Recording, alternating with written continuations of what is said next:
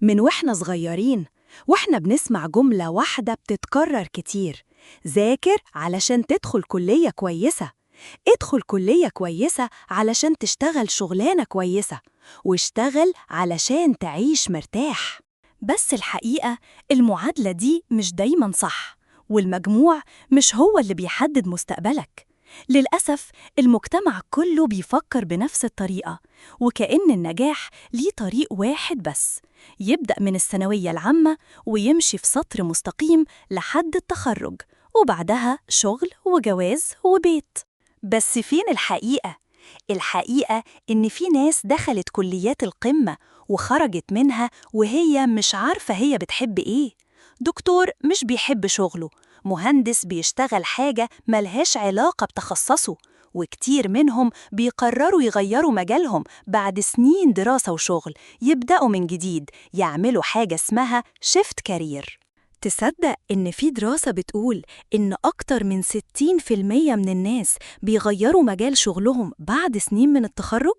مش لأنهم فشلوا، لكن لأنهم أخيراً اكتشفوا نفسهم.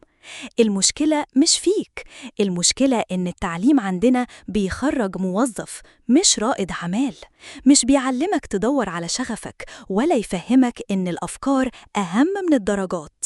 صدقني، مش كل اللي جابوا مجاميع عالية ناجحين دلوقتي، ومش كل اللي دخلوا كليات مش مشهورة فشلوا.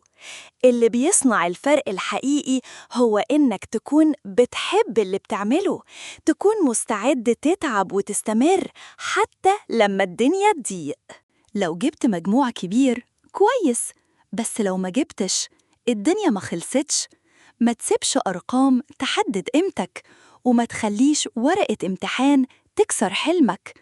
انت أكبر من مجموع وأقوى من نتيجة. ابدأ من دلوقتي، اسأل نفسك: أنا بحب إيه بجد؟ أنا عايز أكون فين كمان 5 سنين؟ وابدأ خطوة حتى لو صغيرة. النجاح مش امتحان بتجاوبه، النجاح رحلة بتعيشها كل يوم. لكن خليني أقولك حاجة تانية: اللي بيكمل في حياته مش هو الأذكى ولا اللي جاب أعلى درجات. اللي بيكمل هو اللي عنده نفس طويل، اللي لما يقع بيعرف يقوم، واللي لما يتعب بيهدى شوية ويرجع يحارب تاني. النجاح الحقيقي مش سباق، ده ماراثون طويل، وكل خطوة بتاخدها حتى لو كانت صغيرة بتقربك من الطريق اللي يخصك انت. خد بالك، محدش هيعيش حياتك مكانك، محدش هيندم مكانك، ولا هيفرح بنجاحك أكتر منك. علشان كده أعرف إنك محتاج تبني نفسك من دلوقتي، مش تبني على مجموع ولا على كلام الناس، لكن تبني على حلم أنت مصدقه، وحاجة جواك بتقولك أنا قادر أوصل.